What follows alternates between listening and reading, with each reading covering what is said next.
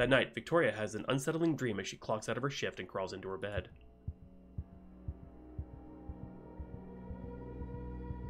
She stands in an empty field in the middle of the night, overgrown grass brushing at her knees. Elaine stands in front of her, a smile adorning her perfect face. A smile she realizes is too wide to be human. The air around her is painfully thick, like each breath stuffed her lungs with a suffocating jelly. The moon hangs above both their heads, watching over their cursed meeting. The moon? It's wrong. The moon is awash in a sickly golden color, its disgusting light pouring down on them both and making everything look as if it had been sprayed by a rotten lemon. Victoria begins to recognize with growing horror that a deep gouge, devoid of any light, has practically split the moon in half. Her attention turns back to Elaine. With wide eyes that stare deep into her, Elaine opens her mouth and begins to speak. Her voice draws on, much slower than in real life. Do you think consciousness is cruelty?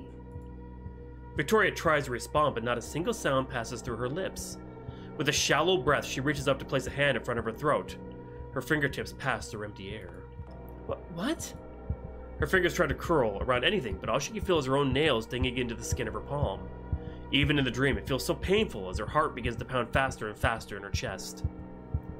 Victoria's dreams were never this vivid before.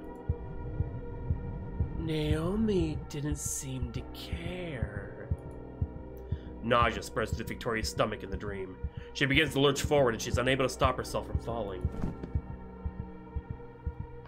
The noise her head makes as it plops into the grass is much louder than it should be. Her head? Why just her head? Her vision rolls to the right, in time to see her now decapitated body drop to its knees and cascade down. Despite everything, she's still able to look back up at the moon again. It's changing. The gouge widens, larger and deeper, until all that's left is a thin ring of bile-like hues. It's only then that Victoria realizes it was never a moon. It's an eye.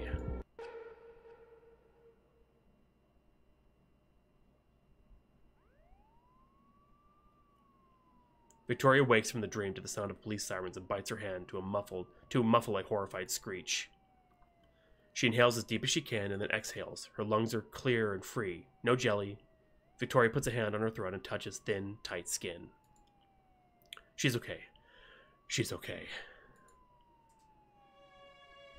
No, I didn't!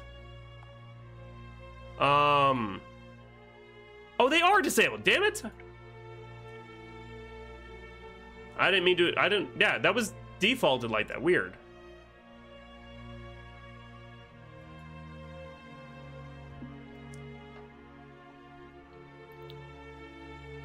Illustration things. Is that supposed to be on as well? Whoops.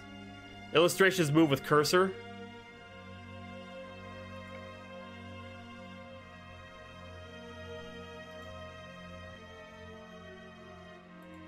Oh.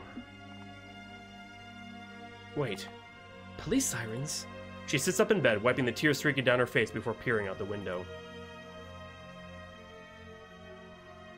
Her blood begins to curdle as she realizes how many ambulance and police cars are surrounding Esther's house. Act 3.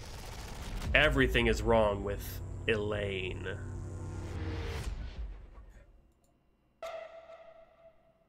Act 3. Day 6. I thought there were only 5 days. Holy shit.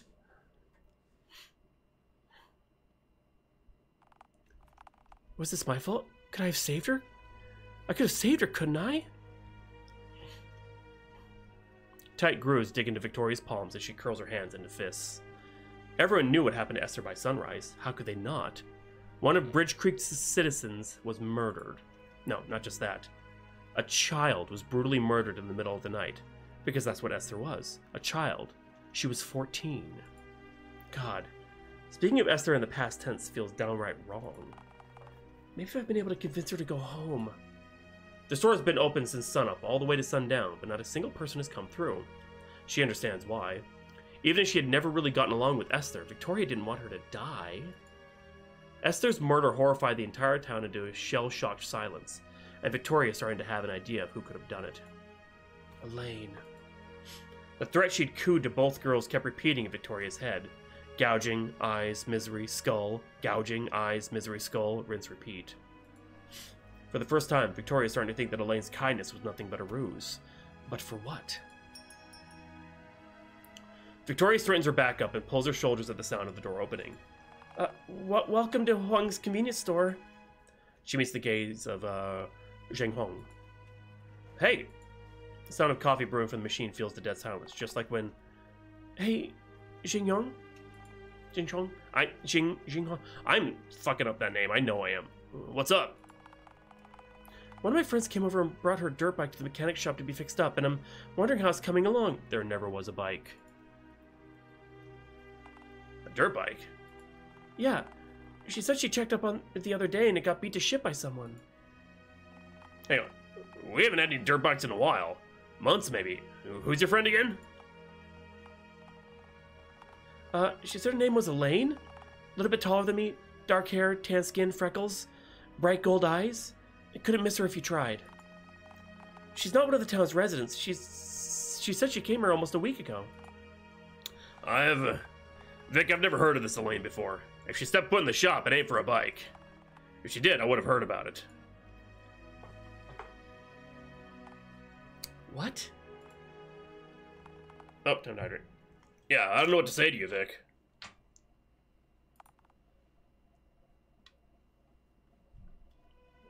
Why would she lie? Something isn't adding up. There are two stories about this dirt bike, and Victoria is way privyer to believing a guy she's known her entire life than a stranger who threatened to gouge the eyeballs of a now-dead girl. No, don't worry. That actually helps me out a lot. Thanks. I do have a question. Esther's death, is it avoidable, or is it something that, depending on your choices, would be someone else in town? You're welcome. What's this all about, though? A bit of a long story, but I think she was lying to me. Oh, no, that's just good to know. Oh. He places a steaming cup of coffee on the counter. She doesn't even need to scan it in to tell him the price, but does it anyway to keep things running. Stay safe, okay? Sure. Was everything about Elaine a lie? Victoria starts to nitpick every single oddity and detail about Elaine that she'd taken note of. The wallet with the man's ID, a dirt bike or lack thereof, and that threat. See, when she first showed up, she said Victoria's name. I think Elaine might be Naomi. And something happened to Naomi where she became, I don't know, or replaced. I don't know. We're gonna find. Hopefully, you find out. I don't know. We're gonna see. It's not coincidence this Elaine appeared the day after her confrontation with Naomi. Naomi, is it? When that strange encounter with Benjamin took place, it only happened after he crossed paths with Elaine. Very dokie dokie of you, Trinket. Soon enough, black scrawls of unanswered questions fill the shitty napkin Victoria was scribbling upon when another customer comes through the door. No, wait, two customers. A couple of local officers perusing the shelves, undoubtedly trying to refuel their mental energy after what happened. She looks up at the clock. It's been at least an hour since her encounter with, Zheng Hong. Okay, cool. There is a day 7. Nice. For a moment, Victoria considers butting in and asking both officers about the rumors she'd heard. Half the town had whispered that fingerprints were found all over the crime scene, but they didn't know who it belonged to yet. But in the end, she decides otherwise and shuts her mouth. Instead, Victoria strains her ears to listen in. It doesn't seem like either of them notice her. Though maybe it would have been better if they did and shut up. God, poor kid. Sick freaks in this world, I tell you. Yeah, but who'd be screw enough to behead a kid? Grainy lumps form in the back of Victoria's throat. The memory of her dream comes back to her, vivid as ever. That taunting smile is so clear in her mind's eye once again. Now it is not but a twisted parody of the kindness that Elaine had so freely mimicked upon her face.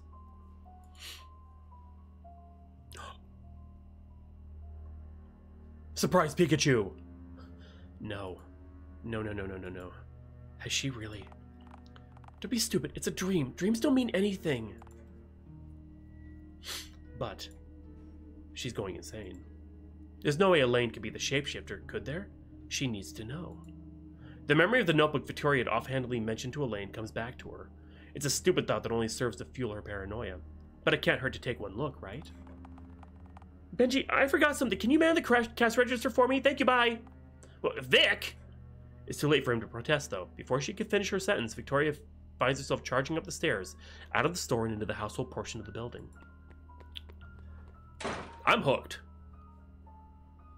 This is some good shit. Yanking open a closet door and shoving stray blouses and skirts out of the way, Victoria finds her way to a simple cardboard box labeled Naomi in black marker. Right at the top of the box is a worn-out, dog-eared red spiral notebook. Touching it as sifting through the pages felt like sacrilege in some part of Victoria's mind. She knows it's a look into Naomi's thoughts, unfiltered and raw, so reading it screams that she's breaching Naomi's privacy. But she has to do this. If it'll put herself at ease, Victoria thinks it's worth it. She pulls the notebook out of the box and flips to the latest page. Dear Diary, today I learned a curse word. Bitch. Oh God. They came back and shapeshifters are real. Naomi knew. She knew this whole time. No. She can't believe her eyes. Blinking once, twice, thrice, Victoria hopes that the words etched on the page change before her. It's a useless hope, though. I know, right, Wolfie? I don't know where they are, where they came from, but I've seen more and more of them every day. Why are these things coming for me? What do I have specifically? I can't imagine a good reason. Is it because of her? They only started after she showed up. Victoria flips back through multiple pages in hopes of knowing who the her is. No new names to be seen, but she's got more pressing matters right now. They're watching me. Sometimes they look like people I know. In hopes I'll turn a blind eye to them, but I know they're not real because their gazes are all prickly and make me feel like I don't belong in my own skin. I'm so hungry and I feel like I'm going to faint, but I won't let them win. I still don't know what they want. I tried to talk to one of them, but it acted like it was really Haoyu. She said that they could be near-perfect copies of people. She called them artificial perfection. I don't remember what she said their weaknesses are or how to spot one. I'm so tired. The last 4 pages are the most distressing. They can make perfect copies of anyone. I can't trust anyone else. The shapeshifters are extremely dangerous. They can make perfect copies of anyone. One of them mimicked Esther and tried to choke me out on the school rooftop. It said that the creator wanted to see me. I had to kill it. Poison helps. Poison helps. Don't forget the poison. They're made to isolate and kill. I realize that now. I don't even know how I pulled that off. She told me to go for the eyes, but even then, unintelligible. Burn the remains or cut off the head so they can't come back. Wait.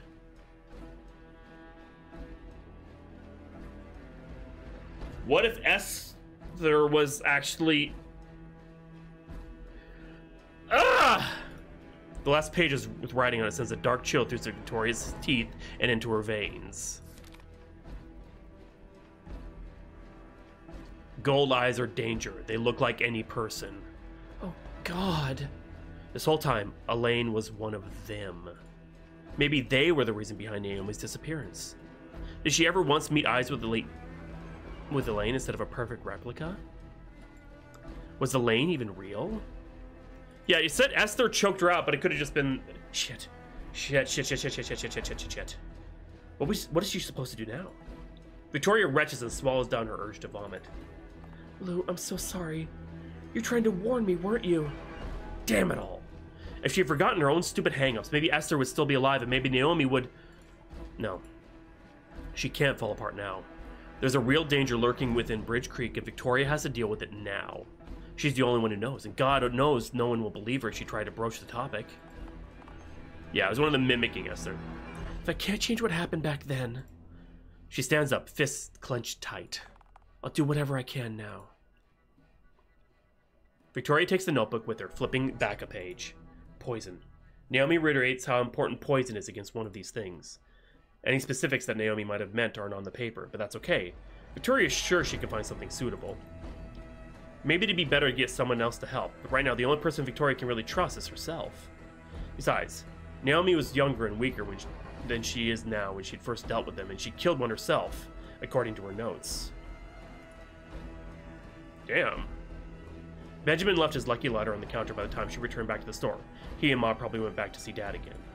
She pockets the lighter. God knows she's going to need all the luck she can get. Day 7. By the time Elaine strides into the store, Victoria has pulled her face into a neutral expression to hide the fear and terror that swirls through her. Good evening, Victoria. Evening. She looks around at how empty the store is, and the smile that spreads across her face is chilling. Last night, it would have been filled with warmth. Gosh, it's rather quiet. Is it a slow night? Yeah, you, me, and Yoon right now. I'm actually going on my break for a few till my family gets back. Want to hang out? Okay, sure. Now sitting on top of the counter, Victoria sucks up another mouthful of noodles and gestures to the other plastic cup sitting by her side. Oh, that's clever. Have you eaten yet? You should. Oh, I shouldn't. It looks like you made that for someone else. No, actually, it was for you. You've been really nice to me this whole time, so I thought I'd try and do something back before you leave. I don't really know what you like, but I cooked it up for you. Victoria crosses one leg over the other. So, come on, just once? Pausing for a heartbeat's duration, Elaine smiles and sits next to her. You're too kind, dear friend. Holding the cup in one hand, Elaine takes the chopsticks that Victoria had set and starts to eat. She watches the woman with a keen eye. Any twitch of her mouth, widening of her eyes, or shift of her posture wouldn't go unnoticed. It's very well seasoned. Thanks. I used the seasoning it came with and some of my own, and added some of my own. Victoria hopes it's enough to mask the taste. If you don't mind me asking, are you sure there's nothing that could have made someone set their sights on you? Like it's stalking its prey? I'm not exactly sure I follow you, but that reminds me. Yesterday, in the middle of the night, I had awoken from a horrific dreams, and I saw a hideous creature in my mirror's reflection. Before I could scream, it was gone in the blink of an eye. After that, there was nothing left but my own face and voice. She continues to eat, none the wiser of what Victoria has done. However, an ashen look has taken Elaine's expression. Yeah, that sounds about right. Why do you ask? She coughs and shifts away from Victoria, looking down at the cup. She can see that Elaine has eaten most of it already. Because for the past week, there's been a shapeshifter roaming through Bridge Creek. Is that so? Gurgling dry heaves form in the back of her throat. And you know what? I think it's you. Before she can get a response, Elaine pummels to the ground and begins to vomit. Hideous black sludge pours from its mouth and splashes onto the floor. Immediately, the stench is what hits Victoria. It's not just the miasma of rot that fills the air, no. This is a smell that can only be described as death. It brings her back to the night she found Mimi. Naomi may have not written any specific poisons down, but the stuff the Huang family used to kill rats seems to be working fine. Victoria jumps to her feet and stands over the crouched figure. If it's poison, then it should be weak enough to get some real answers from, right? Oh, I'm saving. Who are you really? Huh? Answer me! It stands up slowly on eerily steady legs. There's no more softness in its eyes. All that's left is a cold, deep hatred. You're not as stupid as I had thought. Her eyes widen in horror. She was right. Victoria had been right this whole time. The weight of this realization sinks in. The whole time, she's spoken to a shape-shifting monster, gotten so close that at any point it could have reached out and torn her throat open. But why hadn't it done anything directly to her? Through gritted teeth, she speaks again. Answer my question. Who are you?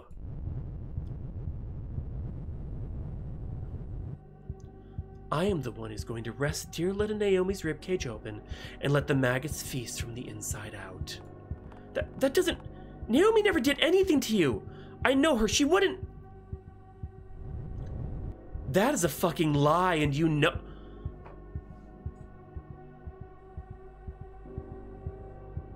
Naomi killed the one that this one's close to. How much you want to fucking bet? And it's about revenge. Its voice pierces the air, a low growl in the back of its throat. All of this anger had been buried so deeply with this creature that Victoria hadn't even felt a fragment of it. Until now. Victoria braces herself by gripping onto a shelf behind her as it takes a step towards her.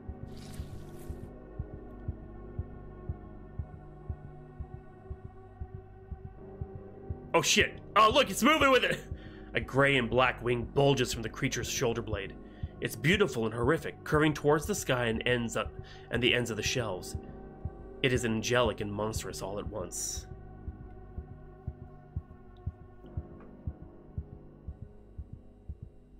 epilogue. The wing is a perfect representation of the true mind behind the Elaine body. It is made to be alluring, yet reality is beyond grotesque. It is because of her that I am here. It's the sins of your dear little Naomi that has spurred this hatred within me. It's because of her that I am blemished, scarred and incomplete. My bond with the Creator has been severed. I am left in a world where I do not belong in because of your Naomi. Oh wait, it's different. It doesn't take a genius to understand what it means by becoming scarred and incomplete. The mangled nub of her other wing is littered with fresh wounds that may have never had time to heal. Stumbling back, Victoria can't believe her eyes and ears. With every passing second, it looks less and less human. Pupils constrict themselves into tight slits, stains of the sludge that was its blood dry on its tan skin. 1,000 questions she could ask zaps through her mind, but Victoria settles on one. Were you ever her? A sharp, mocking laugh bursts from his throat. Back curved and eyes wide, it reminds her of a feral predator, curled to strike, that its teeth could tear the flesh from her throat in an instant. There was never an Elaine. Naomi never returned to this wretched town. I am all that will be left in her. I will not stop until every fragment of Naomi's legacy is lit ablaze and burnt to ash. Okay, so she was Naomi. Okay, so never mind. She's okay.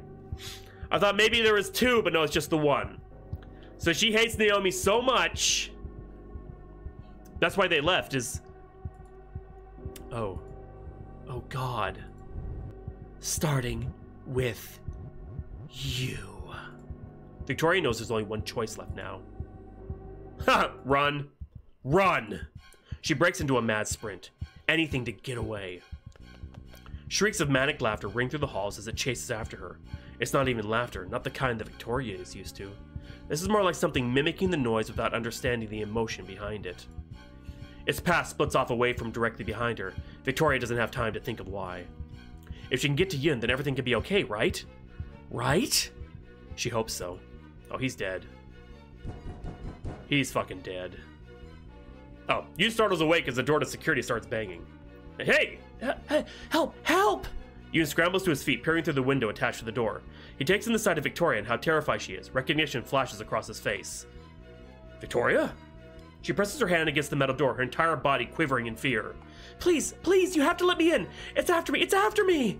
Victoria, come on, take a breath. Who's after you? Please, if you don't let it in, it'll get me and it'll get you too! He knows Victoria. No, she isn't the type to scare easily, so to see her this terrified dropped a pit of unease into Yun's stomach. If she was this desperate to get away from whatever was chasing after her... It's not her! Yun fumbles the key into his hands, unlocking the steel door. Immediately, she rushes in and slams it behind her, locking the two of them together. He looks down to see her right hand gripping an axe so tight her knuckles were losing blood. I fucking called it. I knew Yun was gonna die. I knew he was gonna be the first... Well, okay, not technically not the first, but you know! Please, you have to believe me. I know it sounds crazy, but there's a monster out there! It's gonna look like me and try to get it, but you can't let it in! It'll kill me and it'll kill you too! Victoria, Please, it's a matter of life or death! Hey, I'm not saying I don't believe you. You're a smart girl, just let me call your mom and... No! You can't! Yun's hand curls away from the phone he was reaching for as if he touched a hot stone. Why not? Because... Yun, it's Vic! You have to let me in! It's here! The face of Victoria peers out from behind the other side of the window, eyes widening at the sight of the duo. No. No. Yun let the wrong one in. Yun's expression morphs into one of confusion and terror. This isn't... Which one of you is the real one? Yun, get out of there! That's not me! That's not me! You see what it does? It gets into your head. It tries to make you think the real me is a shapeshifter. You can't listen to it. Please, Yun, you have to listen to me. That thing's the shapeshifter. The fake Victoria grips tighter on the axe, glaring right at Victoria. Its golden eyes shimmer in the security room's harsh lights, and Victoria's mind blanks in terror. She can't let it hurt Yun. Oh my god, I need a drink. Fuck. But... what's it going to take to convince him it's really me out here? Something only real... Right, that's right, he knows me! Which means... Yun, do you remember...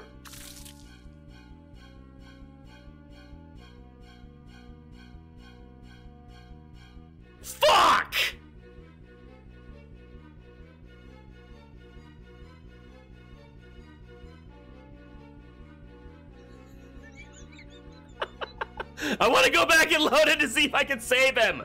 Hold on a sec. Maybe there's an autosave. Let's... Fuck it. I have to save Yoon. Okay, good. Yeah. Good. It's saved here. Perfect.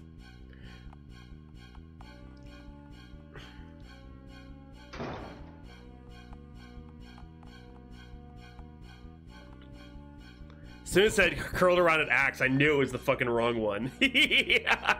Wait, it could be that no answer is going to get us what we want, but...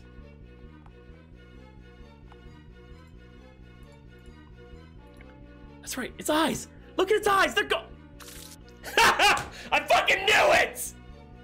Victoria jumps back as a hand pressed over her mouth as blood sprays the window in the center of the door. There's so much. So much. Seeing a real person being killed is nothing like the movies. Yoon drops to the floor and the pain gurgling he makes is enough to sicken Victoria to her stomach. Despite everything, she can't help but watch through the splatters. The mimic rips the axe out of his back and stands over him. There's not a trace of any emotion on its face. Nose itchy. No. She can't move. She can't move. If only she could get up and save him. She stomps in a black shoe. It stomps a black shoe on his shoulder blade and swings the axe down again. Why is there so much blood? Frozen in place, Victoria can only watch as the imitation of herself steps to the phone attached to the security room's desk. It looks right up at her and rips the plastic phone out. The mimic hurls it to the ground and stomps on it. F for Yoon. And then it crushes the phone again. And again. And again. All that's left is bits of shell and wires. A slow smile curls across its face in her body. Oh. There goes your only lifeline. What? Pity. Finally, Victoria can run. She drops back and sprints away from the room as the mimic slams the door open, shifting out of her body and back into Elaine's form again. Little creature! Where have you gone to, little creature? You cannot run for eternity! All humans fall to exhaustion. Victoria makes a mad dash for the closest door she can get to. Hot on her heels, the mimic barks another sharp and unnatural laugh as it follows close behind. Get away from me! She swings on her heel and turns a tight corner. Victoria is greeted with the store's bathrooms, the men's and the women's. The mimic's crashing footsteps are echoing louder and louder behind her. Right, the doors! I'm saving here. Victoria doesn't know what comes over her. As if operating on instinct, she slams the women's restroom door open and then runs into the men's bathroom. As Victoria closes the door behind her, she can hear the mimic dragging its claws across the wall outside. It's calling for her in Naomi's voice. Victoria! Where are you, Victoria? The way it speaks is wrong now, like its tongue wasn't made for human languages. The other door clicks shut, and Victoria presses her ear against the men's bathroom door and holds her breath. Are you here? It pulls the handle down to open the bathroom door. The women's bathroom. Shrinking back from the shiny wood, Victoria plops down on her behind and scoots herself as far away as she can. Her back presses against the walls and her ear strains to hear any more scuffling from the mimic. Eventually, it throws the other door open hard enough to make Victoria jolt. The vibrations rumble around her feet as it hisses in indignation, stomping down and out into the main area again. Pitiful human! I know your wandering soul is within these walls! The freezing terror that grips Victoria's shoulders even reaches her brain. Her mind is completely blank as she stares forward with wide, unblinking eyes. All she could do is pray it doesn't look here. But it does immediately. It's walking away from her. Oh, thank God. But Victoria can't rest yet. Only when the dragging, crunching, and stomping fades away does Victoria feel safe enough to even think, and everything comes crashing down around her. The Naomi she spoke to all week really was a fake, and so was Elaine. And that faker just killed a grown man. Killed Yoon without a moment of hesitation. Like cutting an apple in half. And now I'm all alone with it. No one else but me and this mimic. She has to get out of here. Away from the mimic. As far, far away as she can. Why are her hands shaking? Victoria's not cold, so she tries to quell the shaking and fails. What if we rushed out right now? I could run to get help. Maybe the cops could kill it, could they? No, no, no, no. It'll follow me, won't it? And the police station closes at night, and it's midnight, and if they don't show up in time, it starts to kill more people. I don't know, I don't know, I don't know! She grabs the sides of her head and curls her fingers around thick red hair. Victoria tries to rack her brain for something. How many more people can it kill before getting overwhelmed? How much does it know? Will bullets even work on it?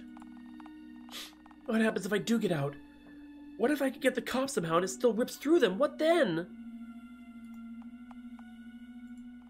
It's better than nothing. Maybe they can at least wound it.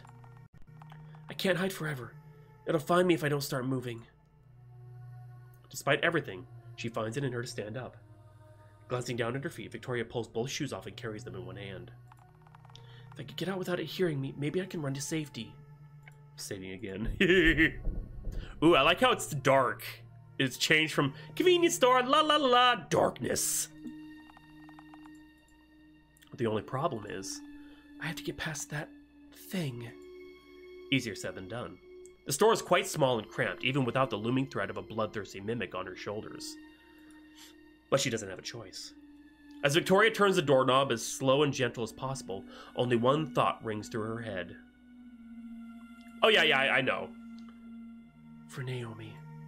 She opens the door and steps out into the darkness. The hallway is so quiet.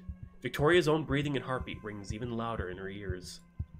Peering out into the dim store light, Victoria begins to process the wreck of the store. Streaks of blood and bits of something litter the floor in front of her.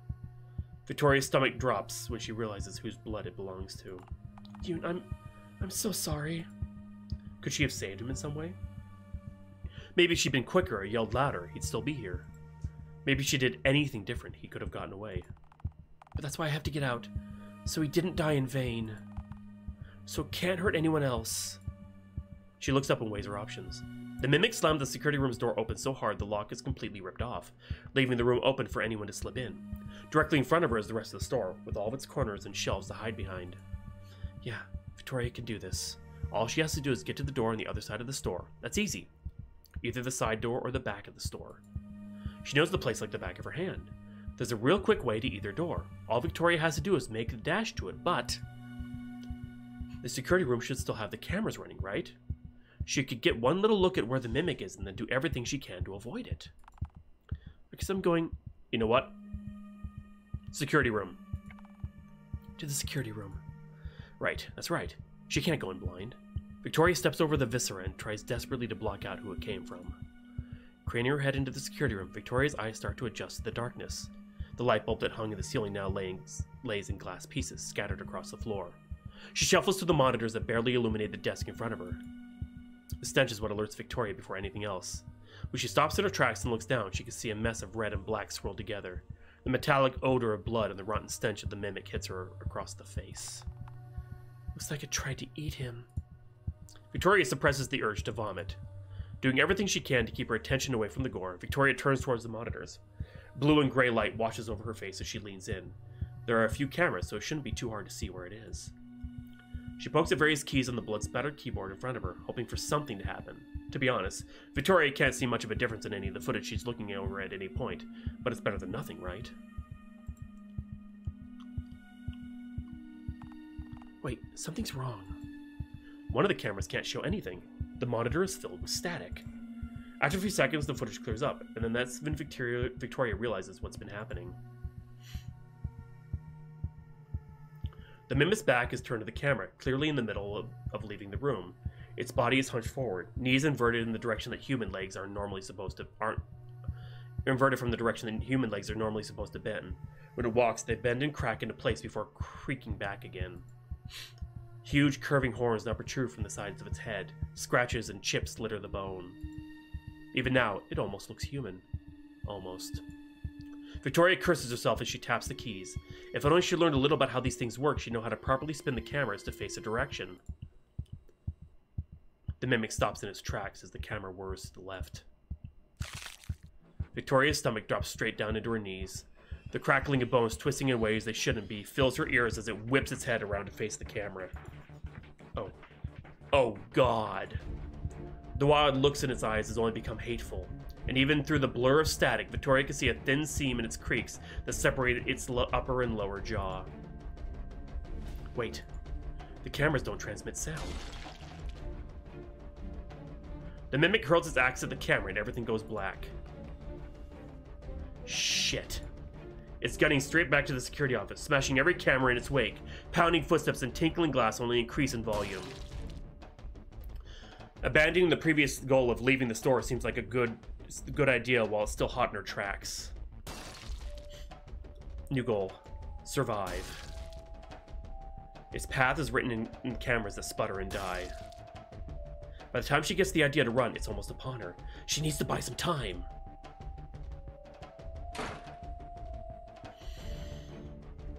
The security room's door is already busted. There's no way it would hold up for more than a minute at best.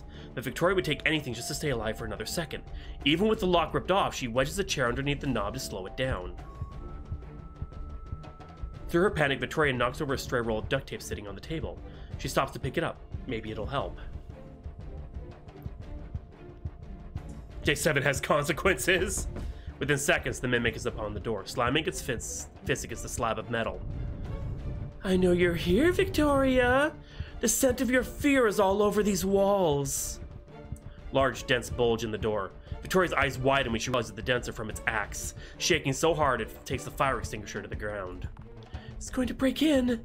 She glances over at a small door in the security room's corner. The way out is right there. But what if it follows her out? Victoria screams. The mimic doesn't say a single word as it slams its axe down on the door again. Shit, she has to do something. Eyes darting across the room, Victoria's gaze settles on the back door. The back door! It's better than doing nothing. If she can get out, she can delay or even get help in time. I made the wrong choice. How much you want to bet? Someone's locked the back door and she doesn't have the key. Fuck! No, no, no, no, no! She's locked in with that thing. The glint of the axe casts a harsh light in her eye when it smashes a hole in the door. The mimic's slender hand reaches in through the hole. Get away! Get away! Looking back at the room, she grabs the fire extinguisher in one hand in some pathetic attempt at self-defense. It's better than nothing, right? Right? Slamming the door open, the mimic lunges toward her with a speed Victoria can barely process. Before she even had a chance to reel back and hit it with the extinguisher, it's grabbed her by the shoulder and hurled her against the ground. Victoria skids across the cold, hard floor, the extinguisher clattering loud in the room. Vision blurring, she props herself up at an elbow to get back to her feet. Glancing back between the mimic and the store, she starts to think. Could she kick it away? Would she survive? Swells of pain course through her body with each breath. Did it crack a rib in her? It's a struggle to even focus, much less stand. You know, Victoria, I have lived within the body of a human for so long now. Do you want to know what I think is the most inconvenient design flaw of the human form? Her eyes widen in horror as she realizes the mimic is pulling its jaw away. Skin separates from skin. The buccal is too small and thin. Oh god, oh god, oh god! Its throat bulges out as a dripping tube of shuddering and ghastly flesh bursts through the mimic's mouth. Rows of teeth clamp down mere inches from Victoria's nose. Any closer and several layers of skin would have been stripped away. The mimic drops to all fours like a rabid dog trying to bite down at anything that squirms within its vicinity. Victoria pulls away as quickly as she can, back pressing against the plastic shelf. Just go ahead and die! What can she do? Fight! No more running. One strong hit is all she needs to get away from it. When the mimic growls and lunges at her again, Victoria's fingertips have knocked the extinguisher back in her hands for the second time. Get away from me! She swings again, throwing it off balance until it's dropped to its elbows and knees. Exhaustion creeps through Victoria, from the tips of her fingers all the way to her ankles. Victoria wishes she knew what their next move is, but every second that she's still breathing feels like borrowed time. She brings the metal up to cave its skull in. Its huge black wing snaps taut and knocks her off her feet. There's an unspeakable look glimmering in the mimic's eye. Perhaps I underestimated you. No matter. You are not but a wretched creature. And creatures like you must be snuffed out in the end. Victoria coughs and struggles to keep her eyes open. It hurts to breathe. Oh shit. Something in the mimic is changing. Rippling, breaking, twisting, reforming. Bony fingers stretch into spindly claws that gouge the floor. Tan skin begins to peel away and reveal shimmering scales. Victoria grows sick to her stomach as its eyes fly open, much wider than should be possible for a human, but she's already learned the truth. Humans don't have wings, don't shift forms, can't tear their own jaw off. Flesh stretches to its limit. It does not tear, but instead adapts. Bodies should not move like that. Bodies should not move. Bodies should not move like that. It is bending, but it is not breaking. Victoria is trapped, pinned in the wall, and the melting creature before her, in between the wall. All she can do is watch. Its jaw reattaches to its skull, but its lips are fusing together, until all that is left is a raised bump where the mouth should be. Victoria is torn between screaming and vomiting. She emits a gurgled cry. This transformation must have only lasted a second at most. To Victoria, it was hours. The result is all the same, though. The mimic's body is a curving, beautiful, broken mess of hair, scale, and bone. There is no place for you anymore. Keep fighting? She'll fight. Even in the face of what Victoria can only describe as pure evil, she can't find it in her to give up. Each breath feels like fire in her lungs. Victoria raises an arm to grab her weapon again. The monstrous creature lunges at her. Victoria slams her foot into its elongated net, but it's already too late. God damn it. Blood gushes all over her arm and fingertips. Shit. One snap of its jaw takes her head clean off its shoulders. Victoria's limp body plops forward. Bones and blood spray the ground. Lifeless viscera has a familiar feeling upon its fingertips. Her flesh has never tasted good. Yet it is still starving, and it cannot be picky. Perhaps dear little Naomi would weep and wail when she hears that Victoria was reduced to naught but an unsatisfying meal.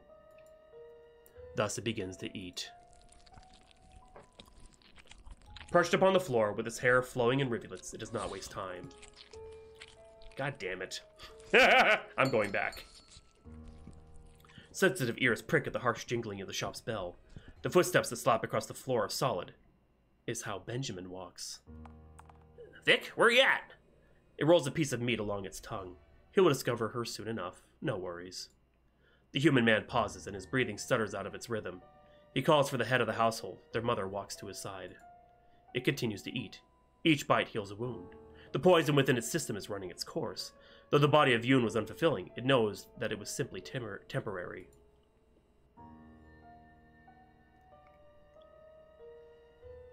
Benjamin's footsteps grow closer and closer to the security room, and he gasps when he sees the blood across the ground. Yoon, you okay? It raises its head and purrs in a voice that does not belong to it. Benji, help me, please? Vic?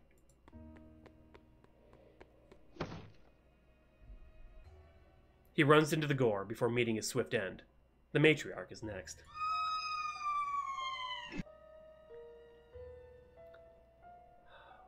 Fuck.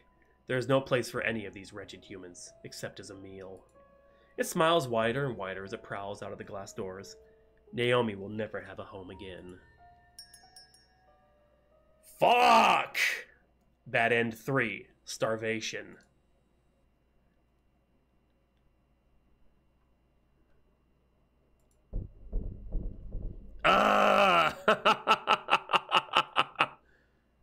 Okay, we are going back.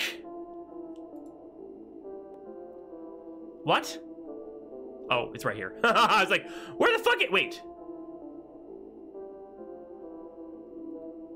Oh, it's back a bit, but that's okay.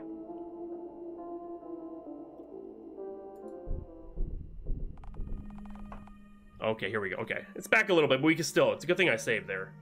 It didn't just rely on the, Okay. So we got to the security, I think this is what we have. We have to do this, I think the security room is a smart thing to do. So we're gonna do that again. You wrote the damn thing, Trinket! You know what happens! It was good, though. Terrible, but good.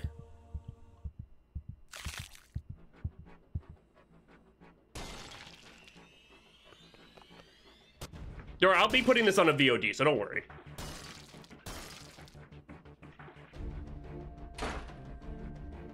Okay, so we went for the door. I think if we go for the fire extinguisher first, it gives us time to actually prepare it. That's what I'm gonna try.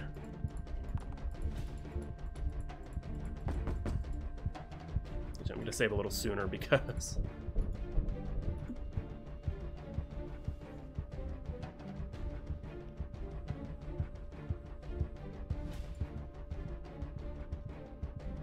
Yeah, true.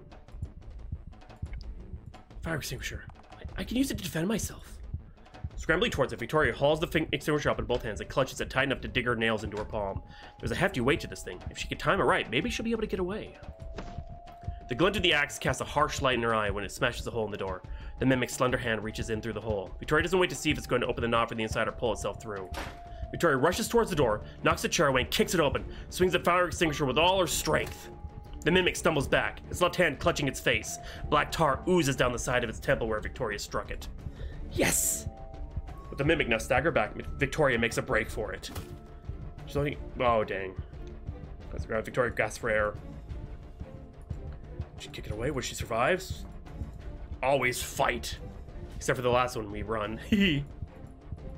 Okay, take your jaw off, yes. Good lord.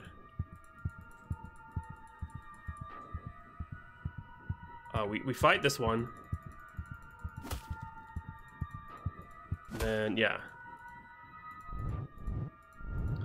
Yeah, we've got to get to the open area next. Probably still gonna, you know. But I have to try! There's at least one good ending here! I think.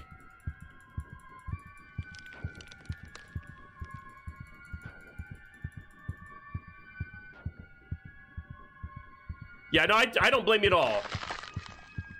Exactly one. No, not here. She's not going to be trapped in a corner like a helpless mouse. The monstrous creature lunges at her. Victoria slams her foot into its elongated neck and begins to run. She scrambles to her way to her feet and sprints. Right now, Victoria is in no place to fight back. The break room is half the store away and there's only one entrance into the basement. So she runs away, not out of cowardice, but instead self-preservation. With shaky knees and a head spinning in fear, Victoria steals an opportunity to run. There is nowhere for you to run, Victoria! Okay. The walls begin to shake as Victoria sprints. Her peripherals reveal a beast climbing in the drywall and gripping under the ceiling. Its joints reverse with ease. There wasn't any crackling of shifting bones. Oh, this is day 7. I did not realize this was day 7. Oh my god. I forgot. This was natural for it. This was what its true body appeared to be. Its eyes have distorted. Its pupils swell and the whites of its eyes darkened until all that was left was a ring of gold. Just like the moon in Victoria's dream. Victoria knew she was going to scream if she didn't hold herself back with all her might.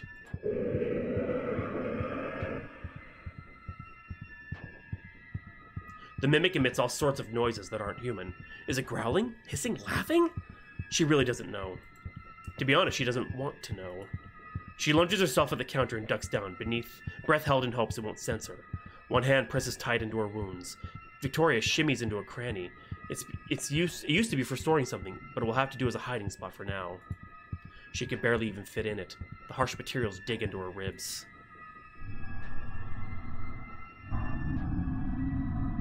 Long gray claws extend from the darkness, curling around the edges of the counter. Oh, that's a cool effect. Victoria doesn't move from her spot. Even the slightest change could alert it to her presence. If she keeps herself as small and tight in a ball as possible, it might not see her. How long is she sitting there? She loses track. Each second feels like a minute. Where are you, beautiful human? I know this place better than you do. She hopes and prays with everything in her.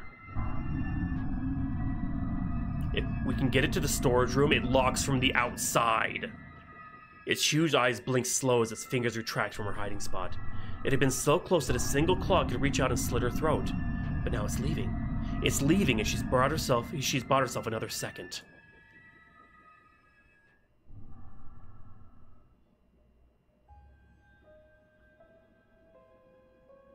Victoria doesn't rush out immediately.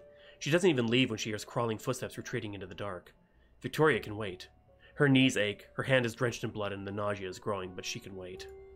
She needs a plan. The entrance to the store is looking mighty tempting. Think, Vic, think!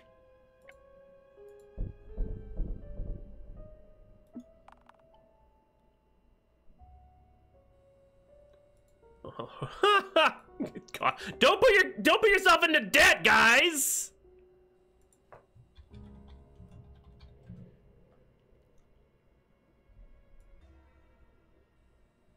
I'm already in debt. Oh no. This is a good game though. What if she hid? She could hide and wait until it leaves or someone else comes to rescue her. Okay, so I'm gonna exploit weaknesses. Because what do we know about its weakness? It's poison and being beheaded. Wait a second. Victoria started to think about the mimic. Its eyes are huge. Eyes are soft, squishy, important, very important. What if she went for its eyes? Yes, she can do this. All she needs to do is stab it in the eyes and get in the basement. Victoria would have wanted to just run, but with the mimic in the state, it could follow her out too easily. Victoria twirls the roll of duct tape in her other hand. Looking around, she spots an old mop handle laying on the ground. Maybe she could dab it in the eye with the wooden pole. That could do something. Phoenix. No, after I'm done with the game, you can if you're still around. Victoria has a better idea. Craning her head out reveals the fragments of a broken fluorescent light bulb scattered about. Those things are fragile. She'll only get one shot. But one chance is all she needs.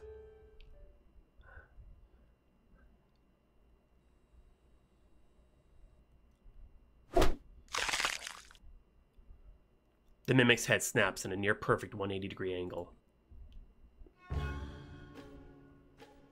Wolfie. Victoria steals her nerves and kicks the door frame again. I'm right here, damn it!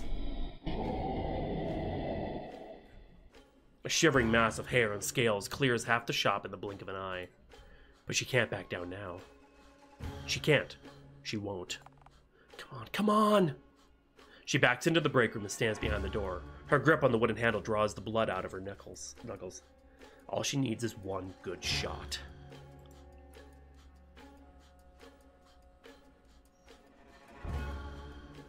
The break room is a cold, empty place. She has the basement door perched open, just in view. The stench of death deepens long before the bony monster peers in.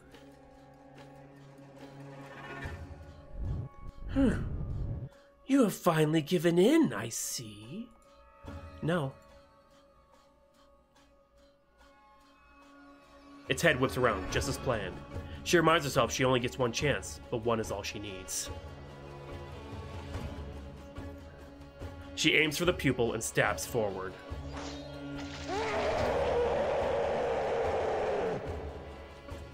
Victoria hopes she never again has to see an eye burst like an overripe grape.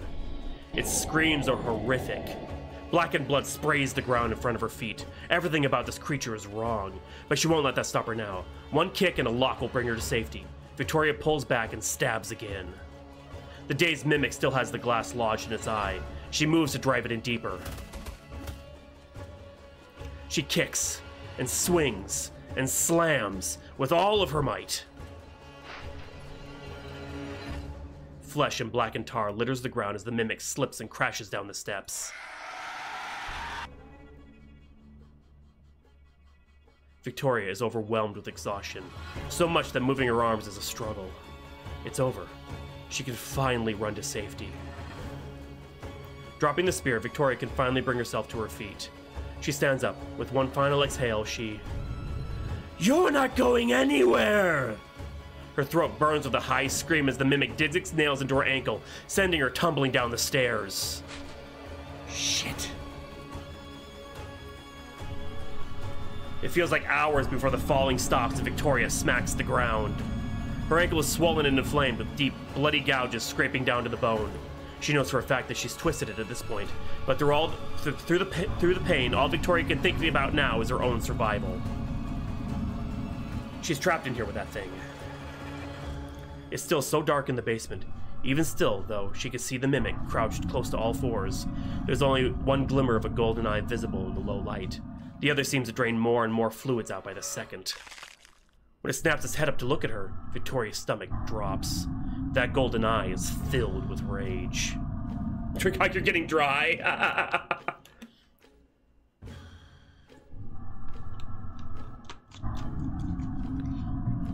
She can't run. Not with that thing still in front of the door. So without the choice to run, she only has one option left. She runs inwards. Limps, more like it. A dull clicking noise rolls from the mimic's throat. Skittering towards Victoria, it hisses and screams and tries so desperately to lunge at her. A last-ditch effort, Victoria pulls herself into the supply closet and slams the door. The door is locked tight now, giving her a momentary relief. Until she realizes just how screwed she is now.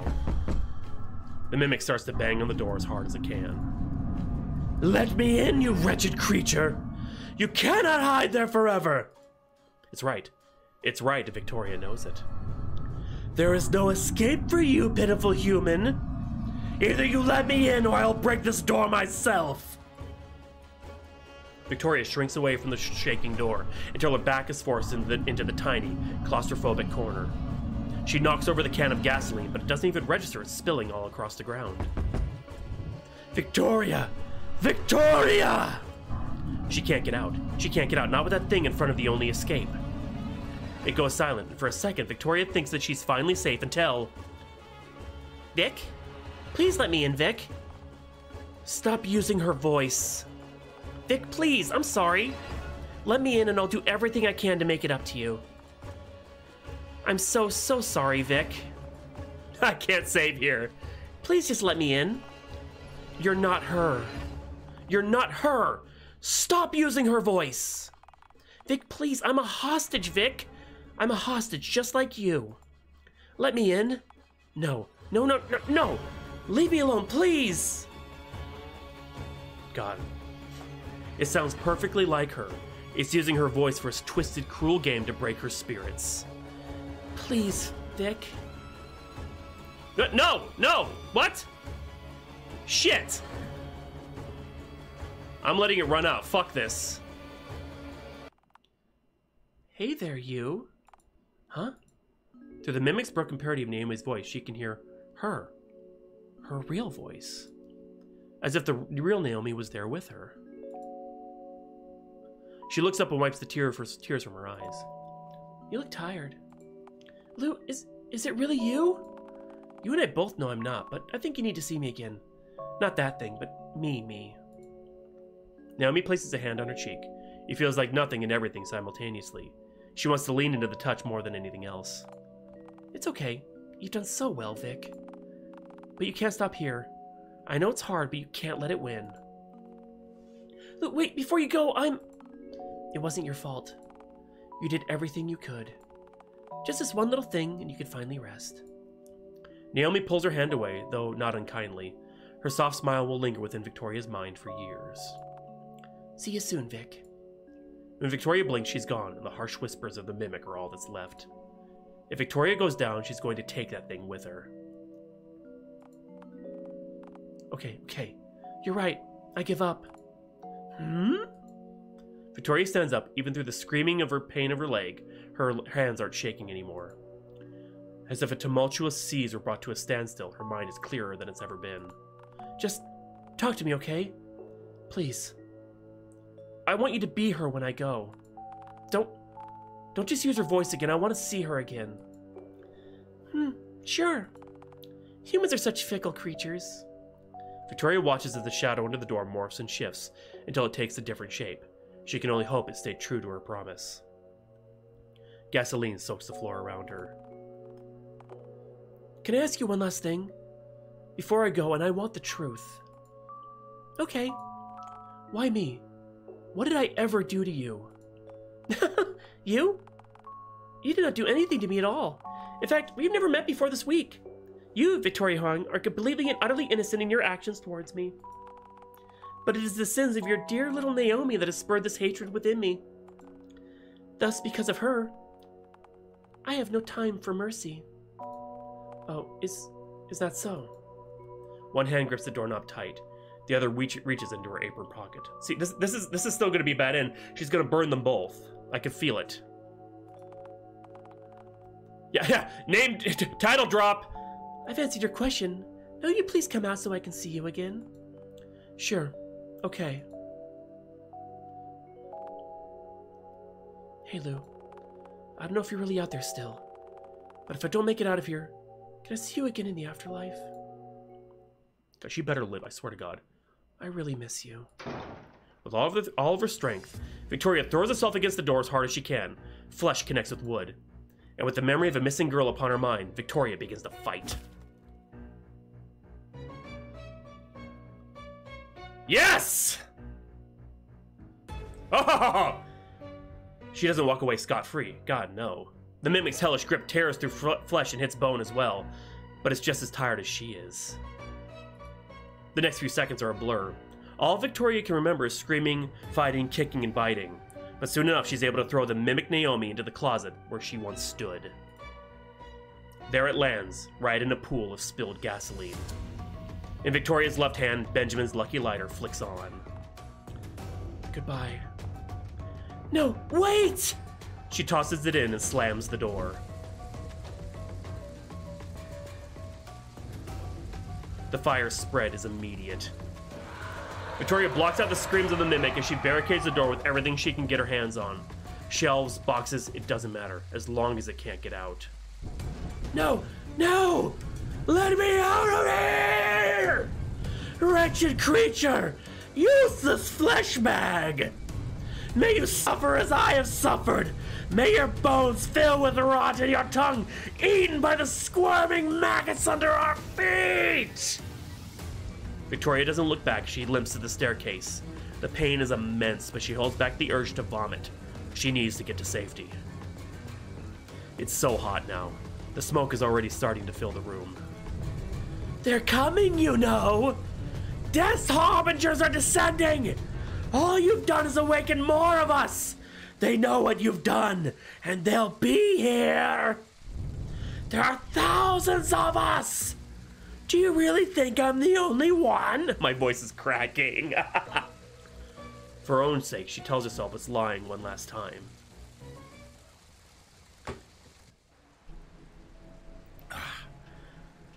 To a girl that's been in the heart of a raging pyre, the summer's night air is a freezing welcome.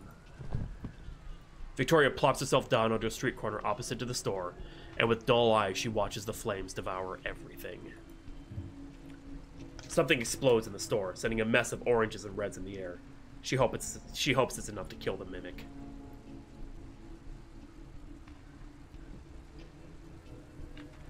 It's only then, sitting in the concrete with an ankle screaming in pain, that Victoria realizes she was so close to being the exact same as the mimic.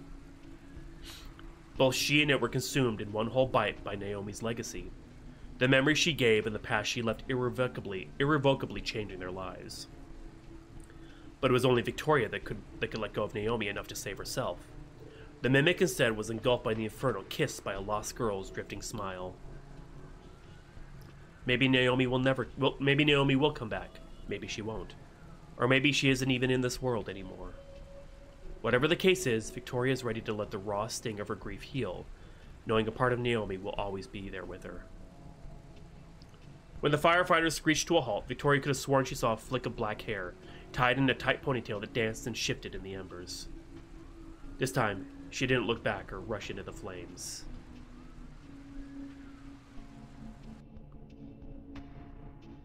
Whew!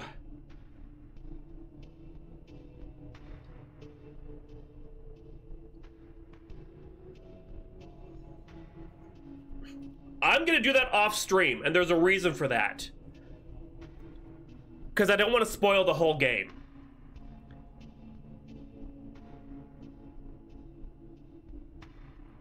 This was fucking good. This was really good, Trinket. How quickly the tide turns. And yeah, I don't want to spoil the rest. I mean, we basically got the best ending, I'm guessing.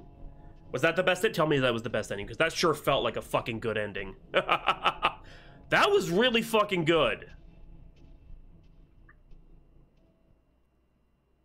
Good end. Hysteria strength.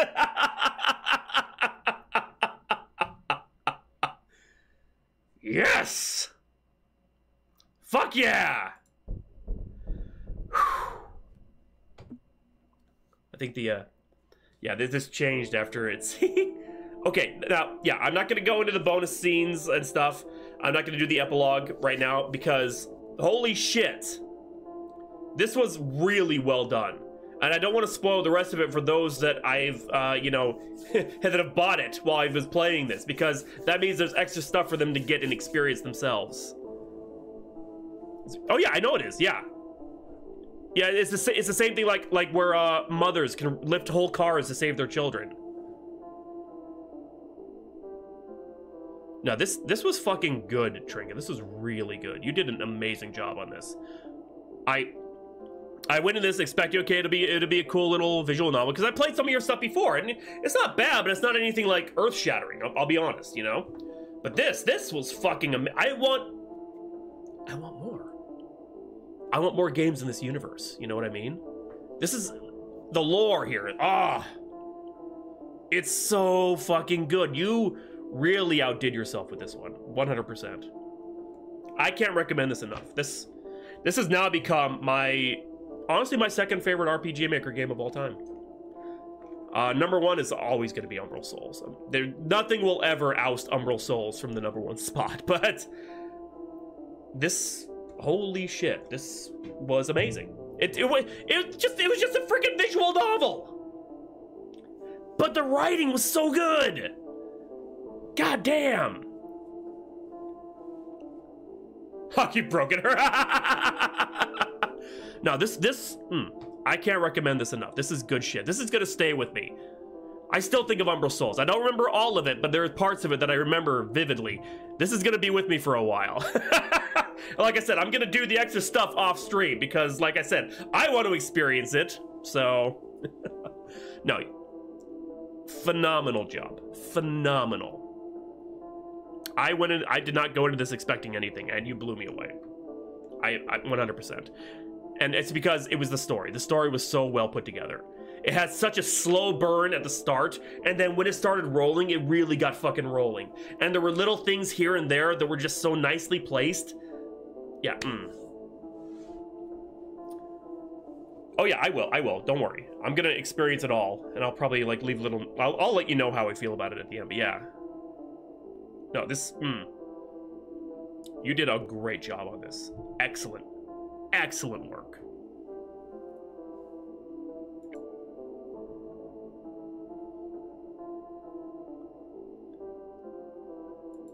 I'm like 80% of the... Half illustrations. Yeah, these were... How do I see... It says 27... How do I see them all? Oh, I see it like that. Yeah, those are cool. Those are so cool. And then the characters. Okay, yeah. He's 35! Wow, yeah. 30... Dora, oh no. Dora's like, oh, she should marry him. He's 35 and she's 50. No.